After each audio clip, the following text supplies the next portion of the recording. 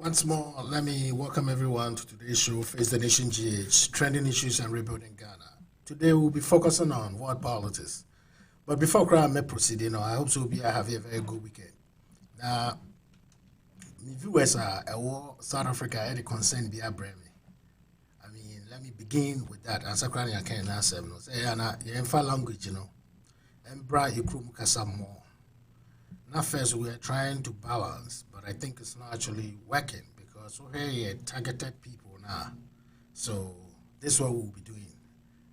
Dawson is going to dominate about 80% of our program near Babayano. But today, I never be focusing on world politics. I know, say, you may be what is happening. We can see clearly, I mean, since last week, it's in the second week, precisely starting as at Monday, between the Hamas and the Israelis. How sensitive this issue is, no matter what, we have to discuss it. Not just I was staying away, but I thought it was just going to come to an end. But looking at the reports, but it doesn't seem that there's going to be an end anytime soon. Even though that's what the Israelis are saying, they wish that they will end it. You see, they see it as a punishing campaign against the Hamas. And look, to me, it's not too balanced a war here. In as much as almost started a ground invasion, that's what happened in 2014 now. But yesterday we can see a lot of casualties coming. Up to date, about 200 people, including kids, are involved. I think that it's something we should be so much of concern to this. Bombay this tower. It holds the BBC, the Al Jazeera, and the AP officers, even though they think the Hamas are using this as a shield to undertake their activities. You see, look, Sir and Tokana happened. All what I was trying to say is the AC in US a role to play in this issue. A failed foreign policy I impacted Saudi. But to begin this now, let's start it from last week. What actually happened? There was a court order that came from the Israeli court about eviction of the Palestinians. So some of the citizens were reacting to it, and I believe the Palestinians or the Hamas took a position. To me, I deemed that to be very, I mean, they were not just they were responding to it, almost fire rockets. Because all in all, they started it. They started the rockets, even though they're also fighting for the existence. But here's the case, you live with the people, and it seems so I'm making a court system, say bind them on make a decision. All right. Let's say someone more agree to it there. You should respect that decision. But they did it and almost started this rocket. Up to date. Say it's 3:15 on Eastern clock. About 3,000. Some reports are saying 3,000, some are saying 2,900, which is 2,900 rockets has been fired to Jerusalem, Tel Aviv, and the southern part of Israel. And we can also see what the Israelis are doing. They're actually causing damage. Some political observers call that as a punishing campaign. There's been a lot of call. At this point, what we need is a third party in which Egypt can do this. They've done it before. Egypt can also step in and tell these people. And this is what the Israelis are saying. Anytime the Hamas start this violence, when they realize that they are losing the war, then no more calling for peace talk. What they reorganize themselves and resurface again. That's what is happening. Because if you observe what happened in 2014, clearly you'll be thinking anything can happen to you. That's why the Israelis are showing that defiance. Because I listened to their Prime Minister, Bibi Netanyahu, over the weekend on Face the Nation. Face the Nation, yes, not Face the Nation GH, but Face the Nation.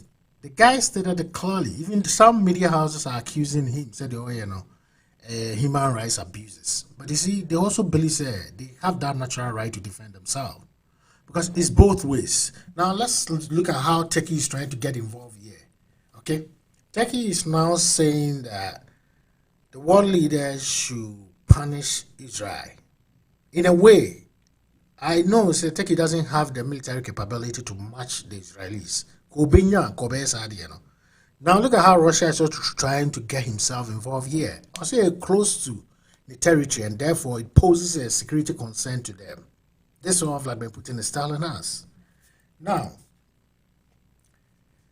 You saw prior to this conflict, Israel has been constantly bombing Damascus, which is Syria. You who say Syria, so I launched about 3 missiles, 2 failed.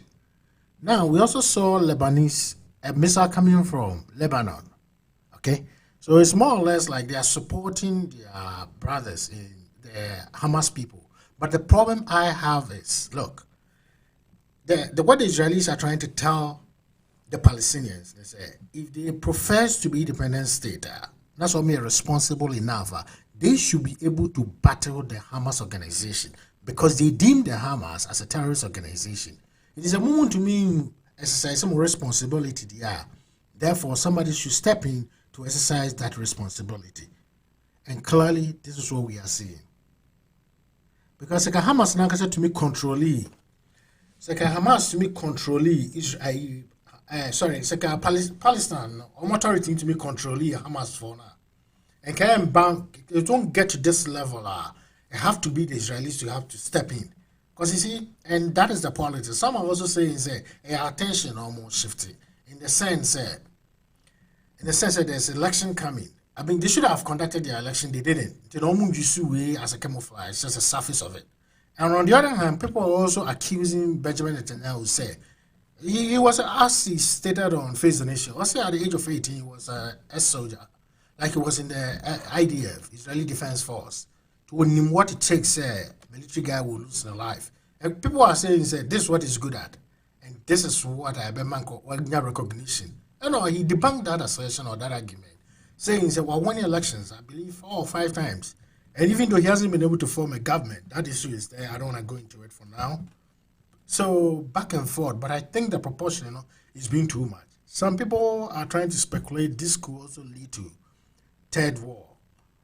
But you see, I don't actually see the possibilities. Even if Erdogan joins this war, what's his name? Like Turkey joins this war or support them. And it's clearly, we know the drones and the Qassam missiles that are being firing are clearly from Iran. It's more or less like Iran is fighting a proxy war.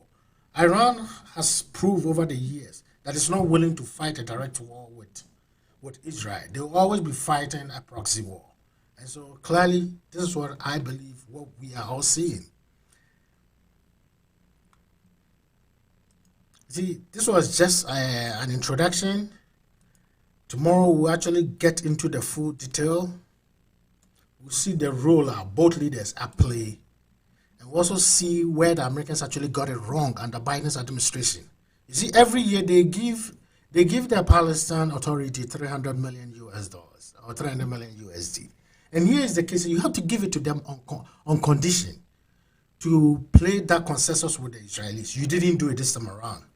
And now, the same Iran that you gave them about during the Iranian war, that's why we see they are going after the allies of the United States. Now brings another burden. So I think for us it stands right now, the Hamas are advancing in their missiles. They are launching very huge ones, just as some are failing.